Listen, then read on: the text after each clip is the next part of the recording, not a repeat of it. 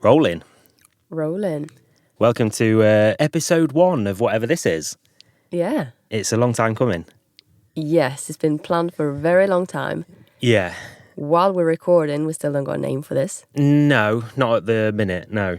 But that is to come, I'm sure. Yes, definitely. So this is actually the second time we've recorded episode 1. Yeah. The first time was probably in the summer. Yeah, it was a good few months ago. Early summer. We recorded episode 1 and it was really good. We were amazing. But for some reason, we don't want to share that amazing with you, so we're doing it again. Yeah, So now you can just imagine how good we were. Yeah. Maybe we'll release it as like a bonus episode, like 3 years down the line. Yeah, maybe. And remember Tom's words, we were amazing. Yeah. But yeah, we never carried on with it. We recorded episode 1 and then sort of life got in the way. Yeah. At that time, we had a lot going on, didn't we? Yes, we did.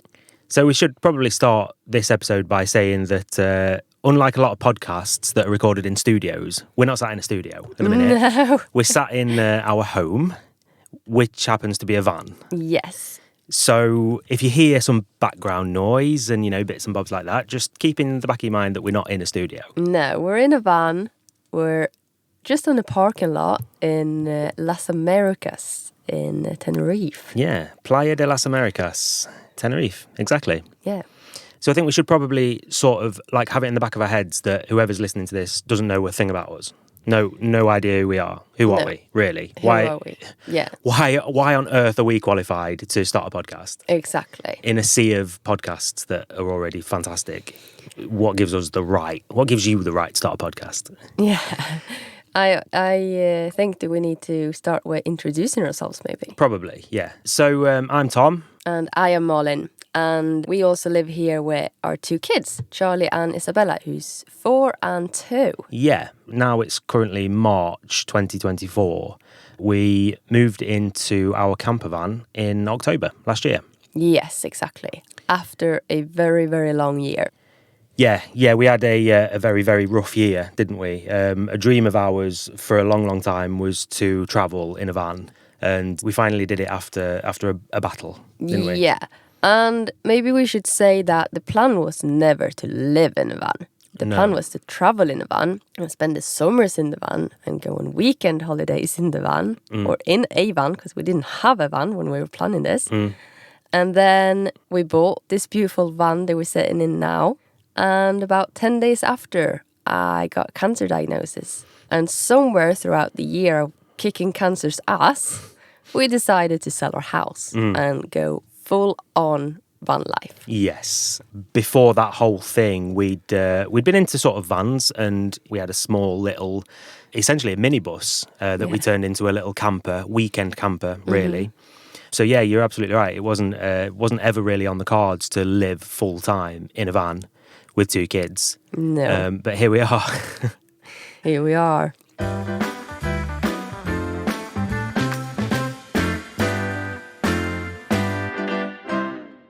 So, in October 2022, we bought this beautiful van. We went to pick it up on like the 14th of October, something like that. Something like that, yeah. The 21st of October, I had a doctor's appointment who we'd been waiting for ages and ages. And on the 21st, we got the indication that something is very, very wrong. And on the 31st of October, I got a cancer diagnosis. I had colorectal cancer, stage 3. And everything just paused. Yeah. Obviously, everything just crashed around me and around us. And we never got to enjoy and build this van as we wanted. And life just didn't happen as we planned. And maybe we should also say that it was, 3 weeks after my 29th birthday? Yeah. So I wasn't even 30 years old when I got my cancer diagnosis. You literally just turned 29. Yeah. We didn't even get 1 weekend to enjoy the van before we found out something was very, very wrong. So it was not at all what we planned. To buy this van and to build it up, and we had all these future plans made out, and we're like, I hope we can drive to England with this van at some point. Maybe we can even make it for Christmas. Yeah. Little did we know. that life had other plans for us. Yeah. So, of course, that was, I don't know, a year and a half ago when we got the diagnosis. And there the battle began, didn't it? You started off with radiation therapy and several rounds of chemotherapy and maybe eventually 2 major operations. Yeah. So it wasn't a sort of nothing battle. I mean, no battle with cancer is. No. Cancer diagnosis is nothing. No. But yours was, it was up there on the spectrum of difficulty, wasn't it? Yeah. And I think it sounds very easy when you talk about it like this. It's like, I had cancer, but now we're here. And now we're in Tenerife. I always find it difficult to make out how difficult it actually is, because you also don't want to be like, oh, I had cancer and life is shit. Yeah, I mean, I think you're the sort of person that naturally doesn't want to make a scene and be the centre of attention and stuff anyway. So I think naturally it comes down to you talking around it a little bit, I guess. It's been a really, really tough year. And I think that's the reason why we want to do this. That's why we are qualified to start this podcast. To answer your question. Yeah. When you sit and chat to people, you don't really go into the deep talk about cancer. No. Because you can see, especially when you're young as you and me, nobody wants to hear about you being poorly. Like, everybody wants to check up on you, but nobody really wants to hear the deep shit. No. The dark parts of what it actually is like. Yeah. It's not all going to be about cancer, but we also want to share all of these parts of cancer and the brightness and the light you can have after, and how cancer changed our lives and our view on life. Definitely. And that if you've got dreams and you've got things that you want to, chase, you got to go and do it, because you never know what's around the corner. Exactly. No healthy 29-year-old on the planet expects to get a cancer diagnosis. No, I don't think anybody ever expects a cancer diagnosis. But the first time I went to the doctors with my symptoms, I was 28 years old with a baby who was only 5 months old, 6 months old. Yeah. You don't expect to get cancer when you got such a small baby. No. You don't expect to get cancer when you got small kids in general. So I think it's very important to speak up and also to show how it's going to change your life in not only the bad ways. Because of course it changed our lives in many bad ways. And it affects your mental health, which I think that we're going to be talking about as well. And it affects me physically and us in a relationship and us as a family. But it also brings us so much closer, and we got such a brighter view on life now, somehow, even though we've been through all of that darkness. Yeah. There are no silver linings with cancer, really. But if you can pick out like one tiny, small, like shed of light sort of thing, it's the fact that your whole perspective changes. Like, our perspective on life has flipped upside down, hasn't it? And it's not uncommon. We've heard stories of other people going through similar battles and have come out the other side just like trying to embrace life. Yeah. And it's almost like not a conscious thought that, oh, now we've got to go out and do all of these crazy things. It's just that it does shift your perspective into like, you've got to grasp every day sort of thing. And so amidst like the whole battle, just as we were coming to the end of it after you'd had operations and stuff, that's when we decided to sell the house. Well, we had decided to sell the house before, because we took the pictures to sell the house before I got sick. But then the plan was always to buy a new house. Yeah, exactly. So somewhere during the summer last year, after the surgeries, we decided to say, let's just sell the house. Let's call the estate agent and say, let's press play again. Because they had prepped everything. They had everything ready to go. And we just said, pause, we can't sell anything while we're going through treatment. And it didn't take too long, did it? No, not at all. In hindsight, not sure it was the most healthy time to make decisions like that amidst a cancer battle when neither of us were particularly on top mental health-wise. But it works out for the best. Yeah. Sometimes you have to risk it to win, don't you? Yeah, you do. You got to roll the dice, haven't you? Yeah, we did throw ourselves out there. Yeah. And when we had somebody who said, we want to buy your house, she was going through a divorce. So she was like, I want to move in tomorrow. So when can you move out? Can we make a good deal out of this? So we were like, what about 6 weeks? That sounds like a good option. Sounds reasonable. Yeah. So we tried to pack up our house in 6 weeks with 2 small children. Yeah. And 9 days before the move out date, I got admitted back into the hospital for a full week. Yeah. Where there was talk about another emergency surgery. Yeah. A week. Just over a week before the big move, before the day of the move. Yeah. Sometimes, we were talking about this the other day, but sometimes when you like lay it out, when you lay the whole story out, it feels like you're making it up. Yeah. Like it feels like that. There's no way that all of these things can happen in one sort of period of time to one like group of people. No, we got really bad karma. We must have. I don't know what I've done. You've got something really bad. I think you've got some sort of dark past hidden. Yeah. That nobody knows about. Not even me. Yeah, obviously we've only just sort of scratched the surface just now, and it's there's so many small parts of the story that all add up into a giant tapestry of shit. You guys are going to think that we're making this up if we tell you every single thing that's gone wrong the last year. Yeah. You can't just lay it out like that. It's got to sort of come out naturally, hasn't it? It's got to come out over the course of, I don't know, 10 episodes of a podcast, for example. Then it might be a bit more believable. Maybe. I don't even know if that's the case, to be honest. So the podcast is a natural progression of our YouTube channel. We've documented the whole process, really, on our YouTube channel. And I imagine if you're listening to this very first episode, you've probably come from the YouTube channel. Yeah, but here we're going to go more deep into things. Not just do a vlog and show you the best part of our week. We're going to talk about everything in this podcast. Yeah, absolutely. It's the difference between a 10-minute YouTube vlog and an hour-long, podcast of 2 people just talking about stuff. Yeah.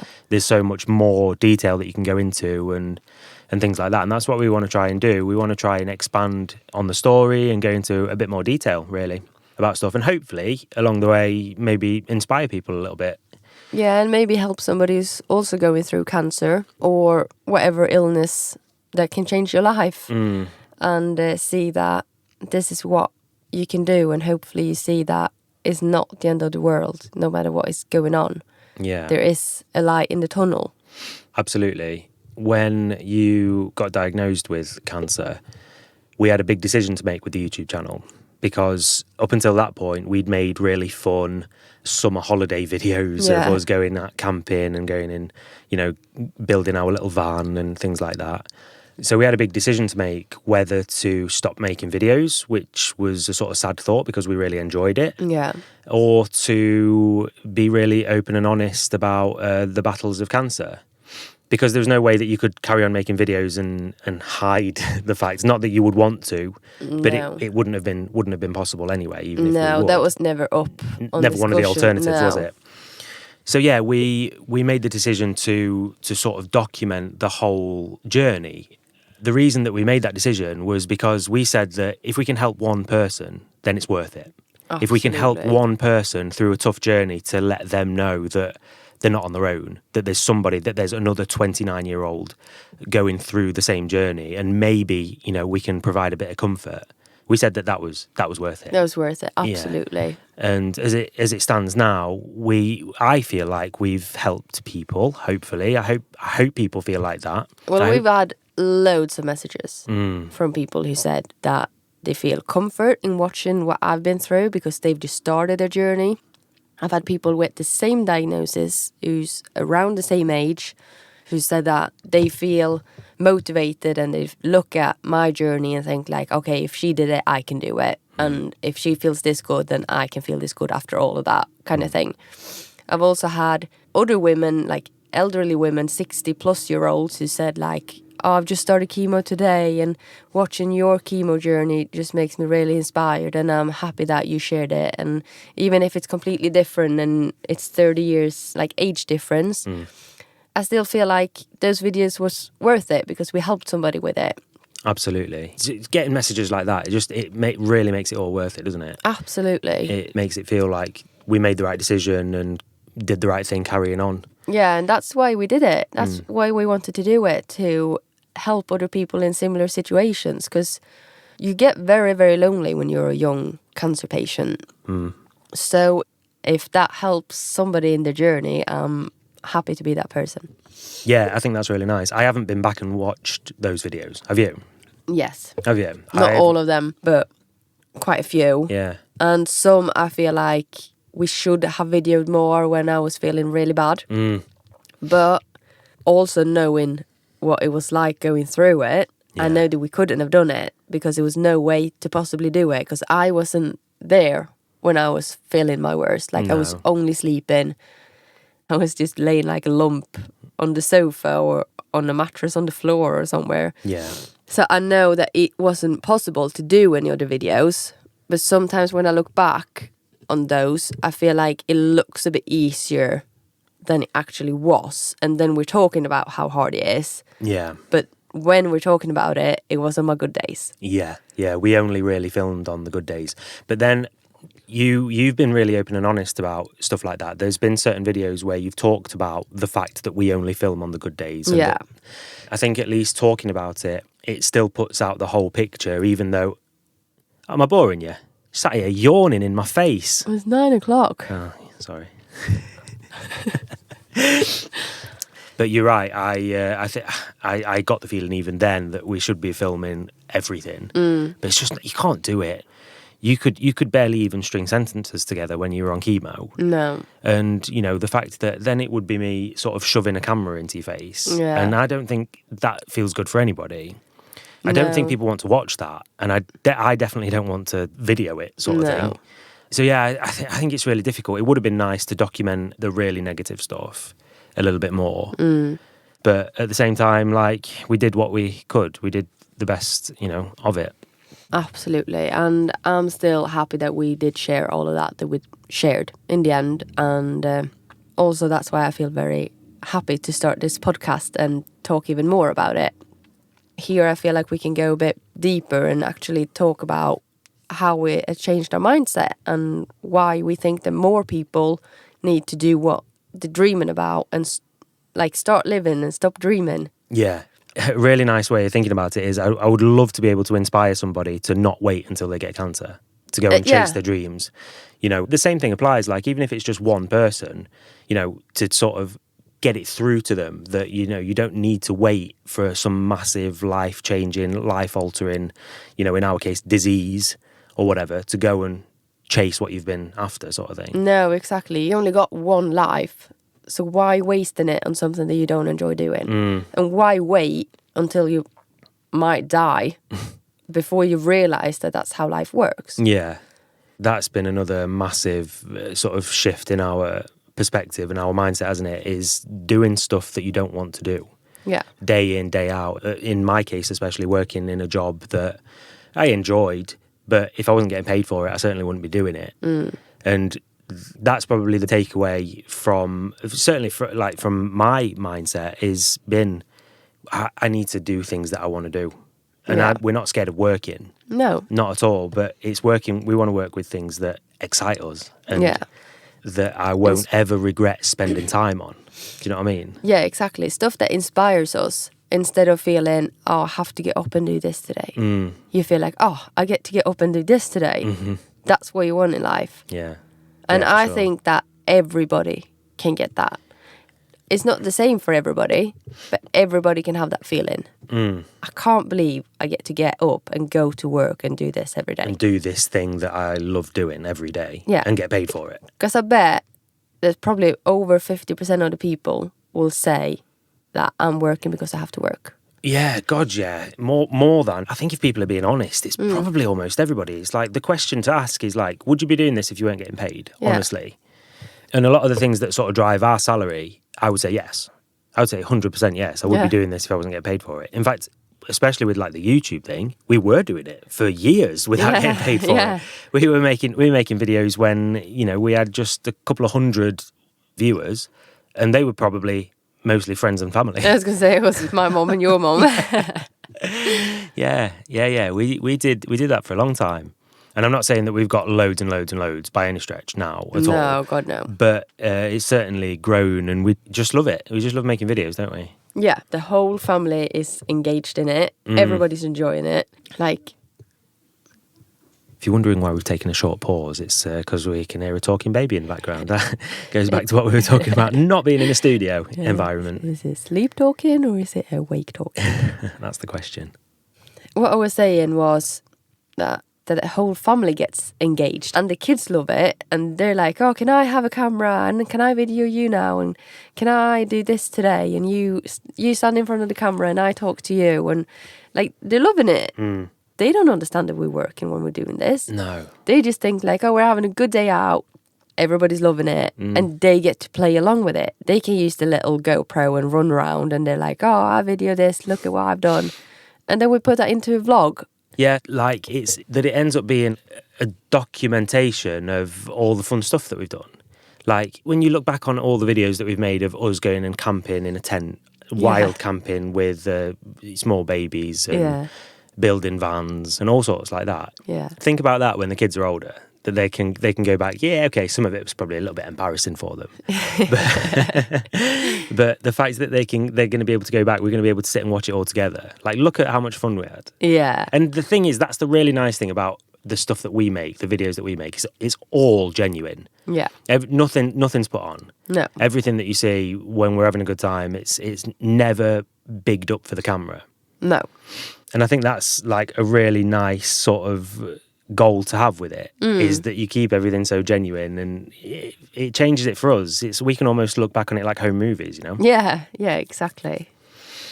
And I mean, especially with like what we're doing right now, I don't want to say that we've travelled across Europe, because that sounds so grand, but we've seen a lot of Europe on the way down here. We've travelled from where we live in Sweden over to the UK via sort of Denmark, Germany, France, bits of Belgium, whatever, and then down through Spain, and we've ended up in Tenerife. Yeah. And I mean, I guess everybody's in the same boat with everybody having a smartphone nowadays, that you've got pictures of stuff. But I feel like it's documented in a different way with videos and with, I don't know, I feel like you get such like a feel for how it actually was. Yeah. Especially when you put together a video from it, like a movie from it. But when you put it together to a 10-15 minute vlog, then you can see like the whole story of the day, and I feel like it's a completely different thing. Yeah, I feel like we're in a lucky position where we're going to be able to look back on all of these fun things, and I think it's going to be a really nice sort of, I mean, we're creating memories, but it is, you're able to look back on it in a different way, aren't you? Yeah.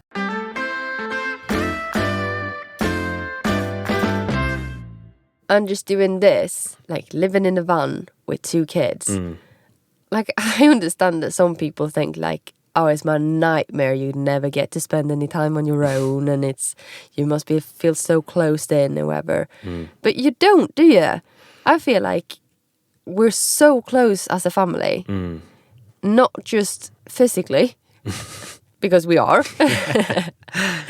but like we're going to be growing together in such a positive way, and that our kids get to spend this much time with you and me while we're working, instead of us going and leaving them in preschool 40-50 hours a week. Yeah. While you and me go to a job where we don't really enjoy it, come home and everybody's in a bad mood, everybody's tired, whatever.